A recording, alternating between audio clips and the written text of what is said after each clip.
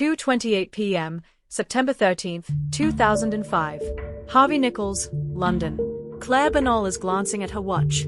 "We're almost done," she tells her colleague. She never finishes the sentence. 1 shot to the back of the head, 3 to the face. Then silence. Here is what makes this case different from every other workplace killing you've ever heard about. The police already knew. Clare had told them. Multiple times. She had sat across from officers, named her stalker, described his threats, and been sent home. And the man who would kill her, Michael Pasha, had been walked out of that same building in handcuffs just days before. The system didn't miss a clue. The system held every clue in its hands and put them down. What we're really talking about isn't a murder. It's what criminologist Dr. Laura Richards calls the slow erasure. And by the time Clare Bernal understood what was happening to her, it was already too late to stop it.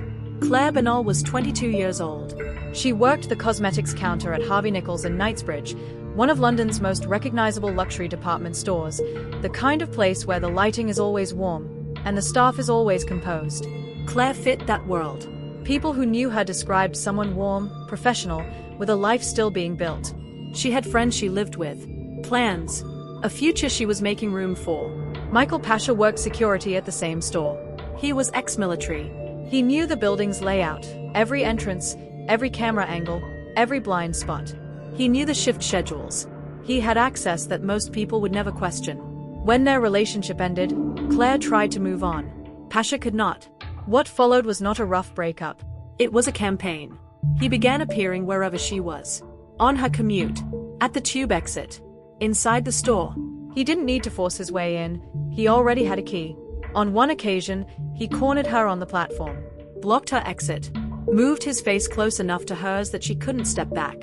And he said, clearly, "If you report me to the police, I will kill you." She reported him to the police. What she got back was nothing. Not because officers didn't care, but because in 2005, the United Kingdom had no stalking law. The officers who interviewed Pasha encountered a man who sounded reasonable.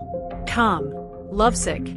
"I just want her to know how much I love her," he told a recently probated officer. "Come on, you've been in love before." The officer had no training in fixation. No framework for obsession. No legal category to place his behavior in. She had no vocabulary for what she was watching. And that vocabulary gap, that absence of language, is what Dr. Laura Richards would later call the slow erasure. The process by which a woman's danger is made invisible, not through malice, but through institutional blindness. Clare was terrified. The institution she turned to simply did not have the architecture to hear her. Harvey Nichols' security discovered what police hadn't. They built a file. Suspended Pasha. Fired him. Walked him out in handcuffs. And in doing so, they made him angrier than he had ever been. And no one thought to ask, where does that anger go? Knightsbridge in 2005 was a specific kind of world. Wealth on the surface, infrastructure underneath, and a citywide assumption that serious violence happened somewhere else. The Metropolitan Police were managing a counterterrorism portfolio that had just been torn open by the July 7th bombings 2 months earlier. Resources were stretched. Attention was split. Stalking cases, where no single incident crossed a threshold, fell into institutional silence. Harvey Nichols, head of security, to his credit, had been doing what police hadn't. He watched Pasha, documented his behavior, built a disciplinary case. When Pasha was finally suspended and then terminated, security staff were briefed. He must not re-enter the building. Every door, every entrance. What nobody modeled was the moment he left. Dr. Richards, who at that point was heading the Metropolitan Police's Homicide Prevention Unit, was in her new Scotland Yard office when the call came in. A Category A+ murder, the classification reserved for cases where the community would be frightened. She was able to persuade him to walk to the train news station, at 10 headline but read, he then 2 people refused shot to board dead, any train. which sounds like a mass shooting.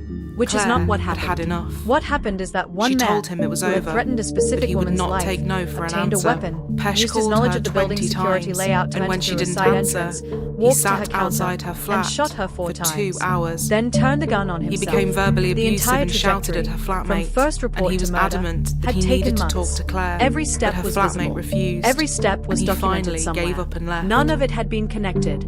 Richard sat down with the crime following day, report he and the followed news her coverage home side by with side. a huge bouquet What she of found flowers. didn't match. She reiterated the official what she record had said showed the day Claire's before. reports, showed It was the warnings, over, and she showed wasn't the pattern. interested. The question wasn't She whether left the anyone flowers saw on her it. doorstep, The question was, and they stayed why did there seeing all it week. change nothing? Dr. This Laura was just Richards the hadn't beginning arrived at this of work a terrifying accidentally. campaign She of was at the harassment. University of Bath completing a psychology degree when she incessant began phone calling a calls and detective at texts New carried Scotland on. Yard, repeatedly, persistently, asking about openings. Eventually, they were setting up a sexual offences section in the intelligence branch, and they brought her in at the most junior grade available. People assumed she made sandwiches.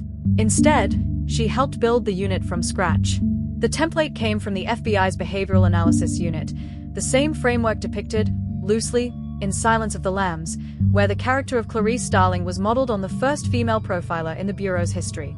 The real intellectual architecture behind that unit belonged to Dr. Anne Burgess, a forensic psychiatric nurse who organized and analyzed the data from early serial killer interviews, finding the patterns, making them legible. Richards studied that model and adapted it for London. What she found, working 5 years of stranger rape, murder, and abduction cases, was that patterns repeated. The same behavioral signatures, the same escalation sequences, the same pre-offense indicators that nobody was mapping because nobody had been assigned to map them. In the first 3 months of 2001, Richards profiled every domestic violence perpetrator reported to police and reverse-engineered their histories, pulling every database entry, every intelligence log, every prior contact.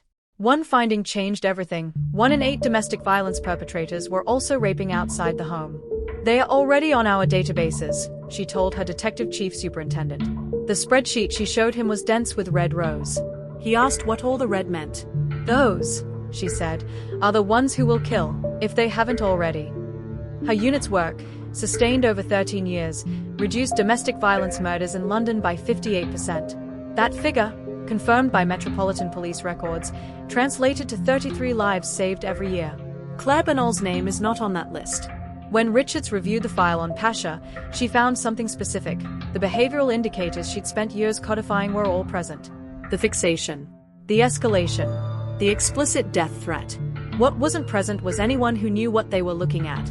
The case that sharpened Richards' understanding of stalking before Clare Bernal's murder was the investigation into Levi Belfield, a case where the gaps in institutional response were made physically visible. Marsha McDonnell, Amanda Millie Dowler, Amelie Delagrange, found in a fetal position on Twickenham Green in August 2004, rushed to hospital, and pronounced dead. Richards was in America when Delagrange was found. Her boss called her back. "Whoever he is," Richards said when she returned, "find him. He will do this again." While monitoring Crime Watch, she heard the account of a surviving victim, Kate Sheedy, who described being struck by a car in May of the same year Delagrange was killed, 3 months earlier. The driver had hit her, she told the program, then reversed. Deliberately. She had seen his eyes in the wing mirror as she lay on the ground. The police in Barnet had treated it as a hit and run. Richards called her supervisor immediately. "That's not the script for a hit and run," she said. "A hit and run driver panics. Flees. They do not stop, look at the person they've hit, and drive back over them." She walked to the crime scene. Noticed a CCTV camera positioned directly over the area Sheedy had described. The investigative team had collected 6 tapes. They'd watched 3. The last 3 tapes were cleaned up. The vehicle registration that appeared matched a car registered to Levi Belfield. Richards did the math on the dates. Kate Sheedy was attacked in May. Amelie Delagrange was killed in August. If the Barnet tapes had been reviewed completely, if the cases had been connected, Belfield would have been arrested before Delagrange ever reached that green. "There's your prevention," Richards said. The geography of London had made this invisible. Cases were filed by borough. Barnet's hit and run sat in one database column. Richmond's murder sat in another. The woman who could have connected them had to stumble across the account on television. And then there was the silence that surrounded Pasha's termination. Harvey Nichols' security had built an extraordinary record. What they hadn't built was a bridge to the threat assessment Richards' unit was designed to perform. Pasha walked out of the building in handcuffs with a documented history of threatening Clare's life, and no one from the Met's homicide prevention unit was called. No one modeled what he might do next. Dr. Richards would later describe fixated offenders as existing in a category the law did not yet recognize. Their behavior, the appearing, the cornering, the escalating contact, was not illegal in isolation. Each incident could be explained away. He just wants to see her. He just loves her. The officer who interviewed Pasha wasn't wrong to find him plausible. She simply had no framework to make the full picture visible. That framework Richards had been building for years. It existed. It was housed at New Scotland Yard. No one had called her about Clare Bernal until Clare was already dead. Pasha had been told by his own employer that he was forbidden from re-entering the building. He entered anyway, through a door he knew was unmonitored. Because he had built that security system himself, the institution that fired him had also, without knowing it, handed him his final access plan. September 13, 2005. Pasha gets a weapon. He enters through the side door. He walks to the cosmetics counter. Claire turns. 4 shots. Then 1 more. The investigation confirmed what Richards had already understood from the crime report. This killing was not spontaneous. It was the terminal point of a documented escalation that had been observed, recorded, and functionally ignored. Richards requested the review. She sat with everything New Scotland Yard had. The reports Claire had filed, the officer's notes from the Pasha interview, the security file Harvey Nichols had built, and what she found was not a failure of observation. Every institution involved had observed. The failure was in translation. No one had translated what they observed into risk. Pasha had told an officer he just wanted Claire to know how he felt. The officer, trained in criminal law but not behavioral analysis, received that statement at face value. What Richards' unit had spent years documenting is that this language, the "I just love her" construction, is among the most reliable verbal signatures of a fixated, dangerous offender. It is not a declaration of feeling. It is a reframing of control. Pasha was ex-military, trained with firearms. He had daily access to the building and its schedules. He had made an explicit death threat. He had been terminated and humiliated. Each of those facts, Richards would later note, translates into capability, means, and motive. Individually, they are data points. Together, they are a forecast.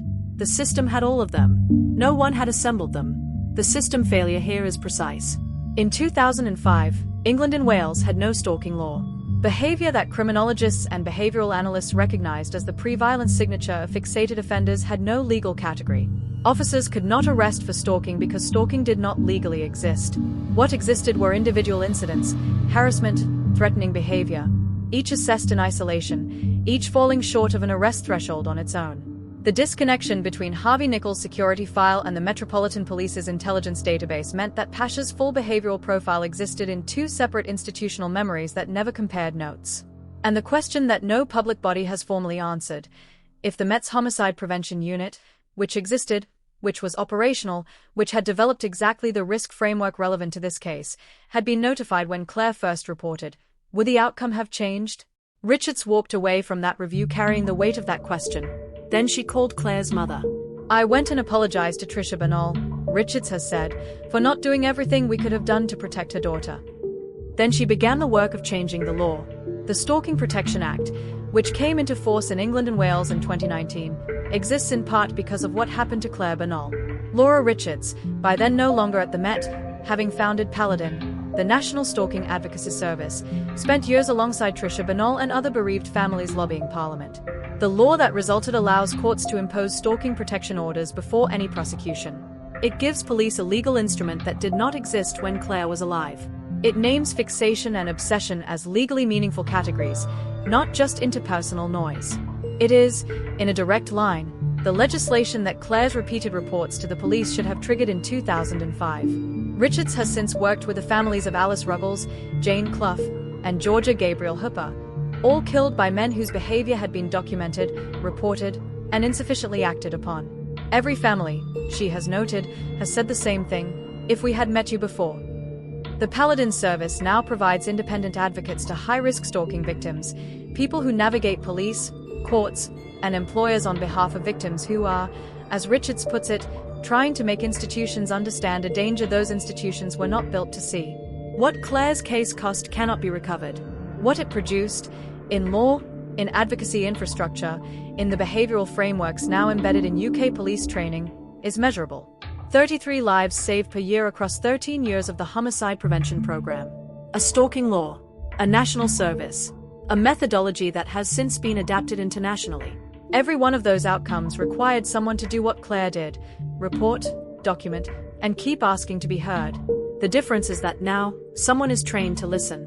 Clare Bernal was 22 years old when an institution she trusted failed to protect her from a man she had named, described, and warned them about. The gap between what she reported and what was acted on is not ancient history. The 2019 Stalking Protection Act is 7 years old. The question of whether its implementation has kept pace with its intent, whether the training exists, the advocates are funded, the databases are connected, is one that Laura Richards is still asking. Publicly, persistently, with the same analytical precision she brought to those red rows on the Excel spreadsheet in 2001. She describes femicide as a form of terrorism. She argues we already know how to treat terrorism. We build intelligence systems. We connect databases. We profile early. We intervene before the attack. The only question that remains, and I want you to sit with this in the comments, is whether police forces receiving a stalking report today are required to conduct a formal risk assessment, or whether that still depends on which officer answers the call. Yes or no? Should it be mandatory? Because Clare Bernal answered that question with her life, and the law still hasn't answered it back. Subscribe. Because there is a Paladin case currently working through the courts, one that will test whether protection orders issued under the 2019 Act are enforceable when the offender crosses jurisdictions. When that verdict lands, we'll be here.